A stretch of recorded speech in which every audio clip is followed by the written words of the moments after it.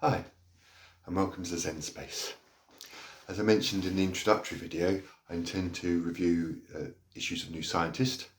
The first issue for 2021 is now out. As you can see, I've not had a chance to open it yet, so I haven't read it. But so instead, I'll review the Christmas and New Year special for 2020. Now, as you can imagine, as it's a sort of review of the year, a fair amount of it is taken up with the COVID-19 pandemic, lockdown, search for a vaccine, etc. Which is jolly good, but it's really, I've had enough of the pandemic, and there's quite a bit on it, so it would take quite a while to go through all the different articles on that. So I'll put the pandemic aside for now, but if you are interested and want to know what New Scientist is saying about it, then put a comment asking for that, and I'll do a special just on COVID-19 and what New Scientist has said sort of over the year, and what its conclusions are. So moving on from that, we come to an interesting short article on whether humans might be evolved to hibernate during the harsh glacial winters in Europe 500,000 years ago. So if you're familiar with human history, evolution, you'll be aware that 500,000 years ago there weren't any Homo sapiens like us. This is a different Homo species. It's actually Homo heidelbergensis, who was the believed to be the ancestor of Neanderthals, Homo neanderthalensis. So it's not a ancestor species, but sort of an aunt uncle type relationship to us. It's not a direct ancestor, but probably evolved from one of our common ancestors. And the article comes to some researchers have come to the conclusion after looking at a bunch of bones of these Homo heidelbergensis were found in a cave in northern Spain called, see if I get my Spanish pronunciation correct, Cima de los Huesos, which translated means pit of bones, which is fair enough, it's a pit full of bones.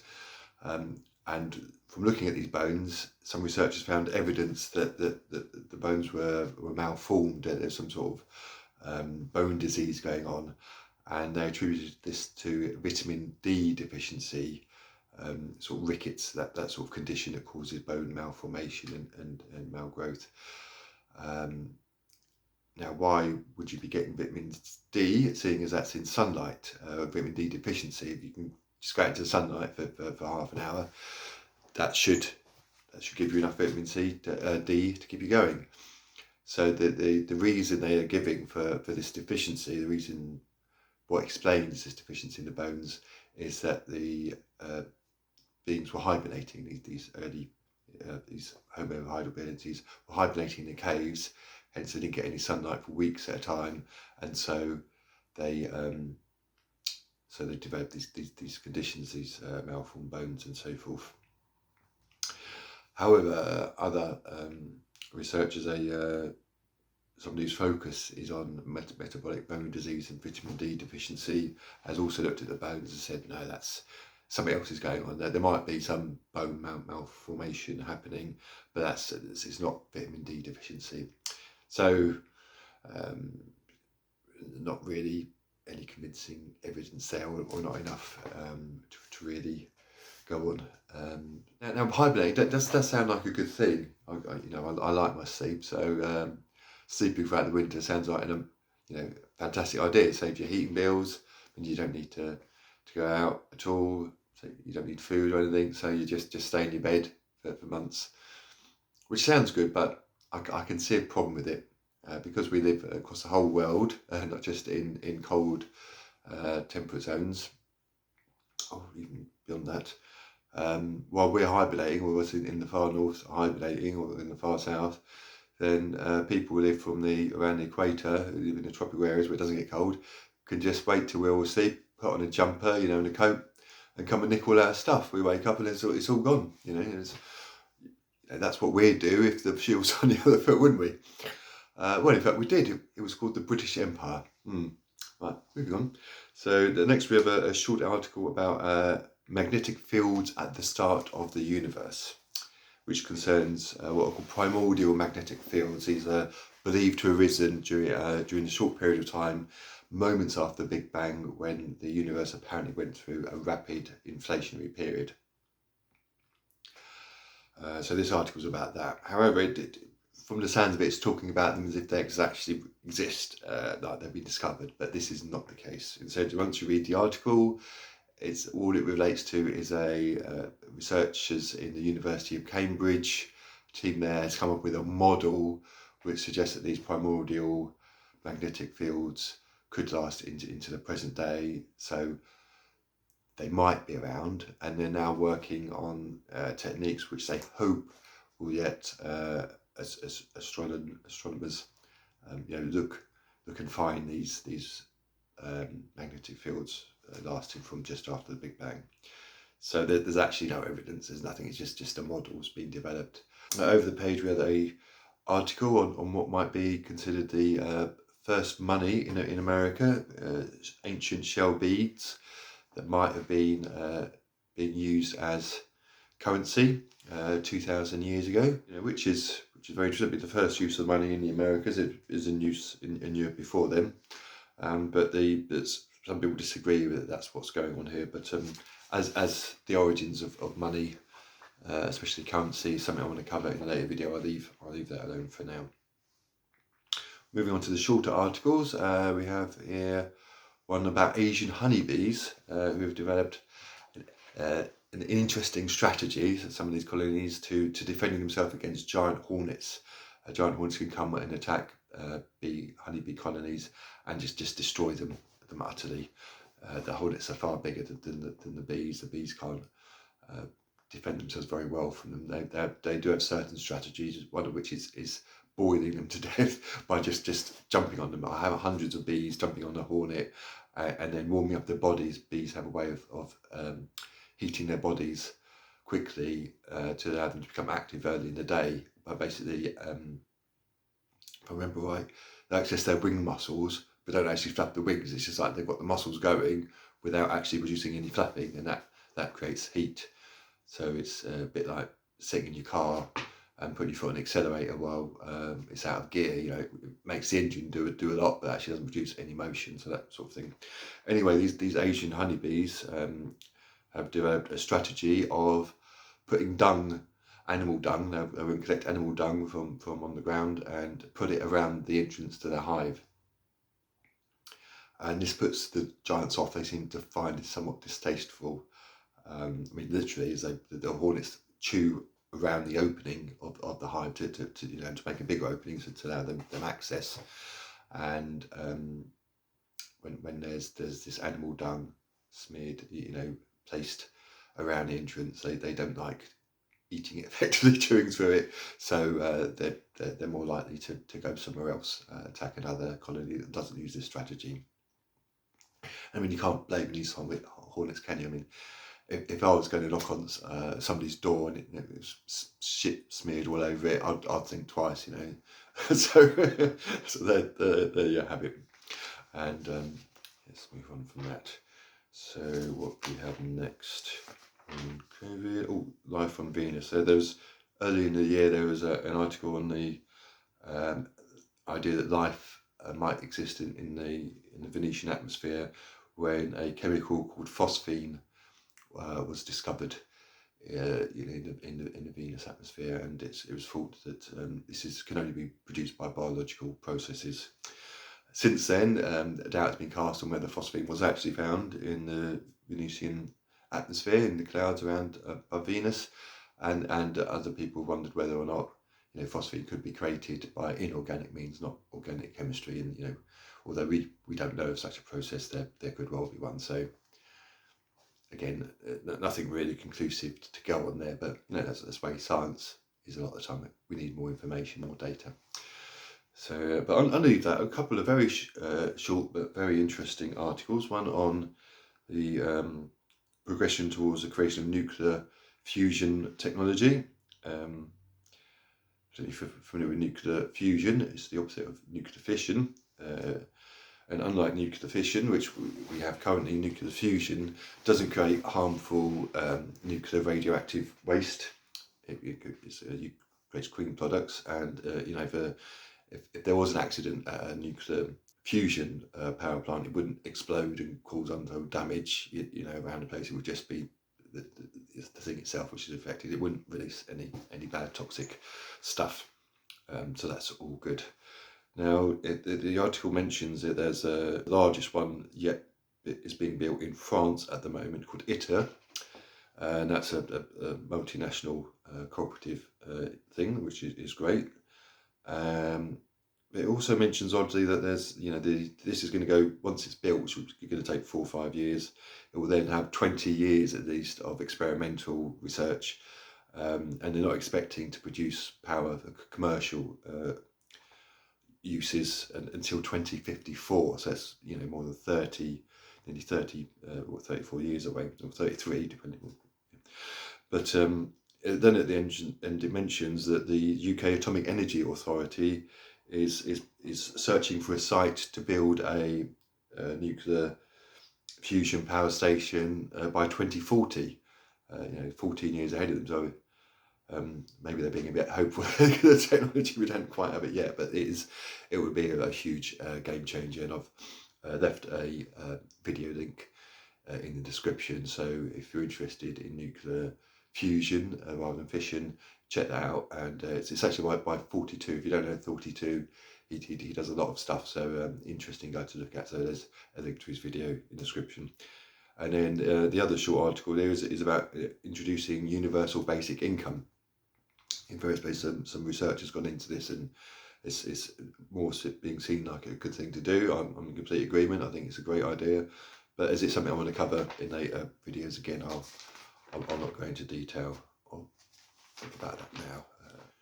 Right, so towards the end of the magazine, there's a number of somewhat longer issues on more festive, interesting areas. Although the first one seems a bit of a stocking filler. It doesn't seem really relevant to anything. It's entitled "Why Don't Wildebeests Have Wills?"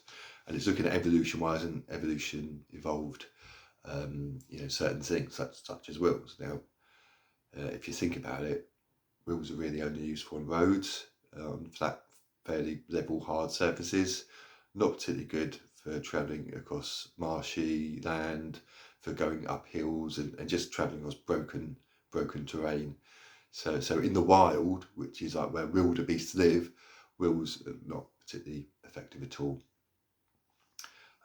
Also asked why zebras don't have machine guns. I mean, how would you evolve in a machine gun? Made out of flesh and bone. I mean, what would you load it with?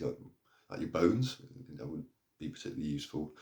But there are a number of animals which do use projectile weapons. You got everything from beetles spraying acid. You have tarantulas, spiders that flick hairs at enemies, something looking to attack them. They flick a load of hairs that can get in the eyes, causing irritation, and even getting into the airways, causing respiratory damage, and it indeed can on occasion be fatal.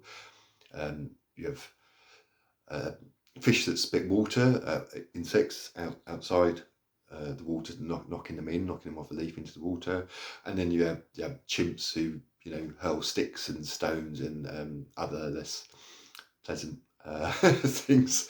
We're sort of returning to the area of those Asian honeybees, aren't we? So we'll move on from that. What's this? Oh, is a good one. Ho Ho Hokum, an article on children and why they believe in Santa Claus. So it looks at how children distinguish fact from fiction, particularly in relation to Santa Claus. And it starts off with looking at the idea that kids are just credulous, they'll believe anything you tell them. They're so credulous that, a guy who flies around giving, in a sleigh, which doesn't have any wings, reindeers don't have any wings, but he still flies across the sky distributing presents. But as the article goes on, it looks at counter evidence, which is that children aren't quite that daft. They do think and use different evidence to determine if something's real or not. Not just expert evidence, but what's going on around them in society. So there's so much stuff supporting Santa Claus. It's like everybody you know, it's everywhere. So that's why kids sort of accept it at face value. Whereas like they wouldn't accept, you know, if they saw a cartoon about some completely fictional character, they wouldn't think it's a real person they can go and visit and interact with. And in fact, it ends up with looking at what some of the things adults believe. So it comes to the conclusion that children are probably less likely to believe in completely bizarre and outrageous theories, which adults, you know, are quite happy to believe. Theories like, you know, the Earth being flat and planets millions of miles away somehow influencing your life. You know, that's that kind of nonsense. So kids aren't, and maybe they're stupid than adults are, which I think is quite nice. Then we have an article called Forbidden Fruits, which is about America's efforts to actually eradicate currant bushes from the US soil. Now, why would they want to do this? Well, in the 19th and 20th centuries, white pine trees were of particular economic importance in America. They're the main timber supply, and you know, huge demand for them. There was the main source of timber. Well, as they started to run out, they depleted their own stocks, so they imported seedlings from Europe, and unfortunately, seedlings brought them with them a parasitic fungus, which causes something called white pine blister rust, and it started to spread like wildfire and started to destroy the pine trees. So why did they start destroying currant bushes? Well, the fungus, as to complete its life cycle, requires currant bushes. It can't reproduce on the pine trees. On the white pines, it needs currant juices, red currant or black currant bushes to complete its life cycle, so it can reproduce itself. So that's why in America there's virtually no currant bushes anywhere, and why most Americans have no idea what a currant tastes like. And apparently this is reflected in things such as some sweets, like I believe it mentions Starburst and Skittles. There's a purple one of both of them, which in the UK is currant flavoured, but in America is grape flavoured because they don't know what currants are over there. So that's interesting. Now, protecting the white pine trees has led to destruction of the currant bushes and removal of currants from American cuisine, which apparently were quite popular prior to like the early part of the 20th century. I'll put a link to a video on white pine blister rust, so you can, if you're interested in that, you can see a bit more about it. The next article is a little delightful article about what are called glacier mice. Now these are not ice-dwelling little rodents. They are instead like balls of moss which grow around small stones. And they can grow up to like 10 centimetres in diameter, or even twice that size on rare occasions. So what makes these things so intriguing? Well, partly they're an oasis of life within the bleak white desert of ice fields. Not a lot can live on the ice, and indeed moss cannot live on ice. So what happens is where there are small stones, the moss accumulates on the stones and slowly grows from there, and then that supports other life forms, the invertebrates, tardigrades, small spiders and worms and things like that. So they form little pockets of life. But one thing that's so intriguing about them is they grow into this size. From a small pebble up to 10 centimetres is fairly large size. How can they form these balls when moss can't grow directly on ice? So you think the bottom of the ball, what the bit the ball rests on, that would kill all the moss there, so it would stop being round, it would be like a hemisphere. So how do they, the round shape survive? And the answer is because they move around, they tumble around and move around. So there's not one part of the moss ball is in contact with the ice at all times. And that's intriguing. How do they move around? The moss can't move by itself. So how do they achieve this? How do they survive? One thing is obviously during the day the sunlight shines down and melts the ice, but the moss ball is obviously keeping some ice in shadow, so the ice directly underneath it doesn't melt. So it ends up being a little pillar. All the ice around it has melted, but the bit it's sitting on hasn't, and so this little pillar of ice crumbles and collapses, and that tumbles the ball over, so it falls down and tumbles over, so it lands on a different side. So that's one way it can move, but they've been shown to move a lot more just by this process, and they've investigated different things like the slope of the glacial surface, the ground it's sitting on, the wind direction, local patterns in solar radiation and so forth, and they haven't found a single factor that explains their movement. They move around like little herds. You get groups of them that travel round together, which is quite interesting. And again, I've found a video about them, a short video, so you can see what they look like, and that's in the description. After that, there's a few articles I don't find particularly interesting, not because the subjects themselves are interesting, it's because I don't either come to any conclusion or have particularly relevant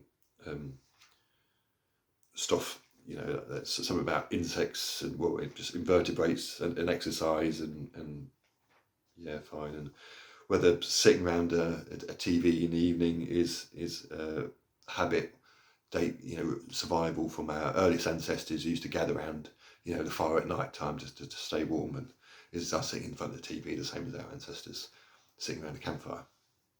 Maybe. There's nothing over on there. Then went on what bots are up to, the bots on the internet. There's hundreds of different sorts doing all sorts of different things. So this is on the presence, proliferation, activity and impact of these bots, and that covers quite a lot of ground. There's lots of different bots doing different things, so I won't cover that.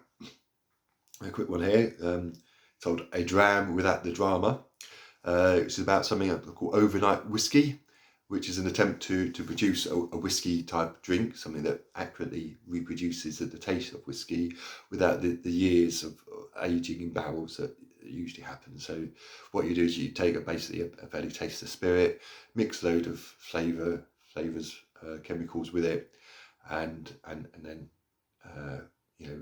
wait overnight, and then in the morning it should be ready to drink. But the results were apparently not great. There's something to be desired. So yeah, more work needs to be done there. And really, there's plenty of other drinks. Why create a reproduction of whiskey that isn't whiskey? It's just ethanol with chemical flavourings. I can't just see the point myself. Why not just have a gin and tonic if you want something like that? Just a suggestion.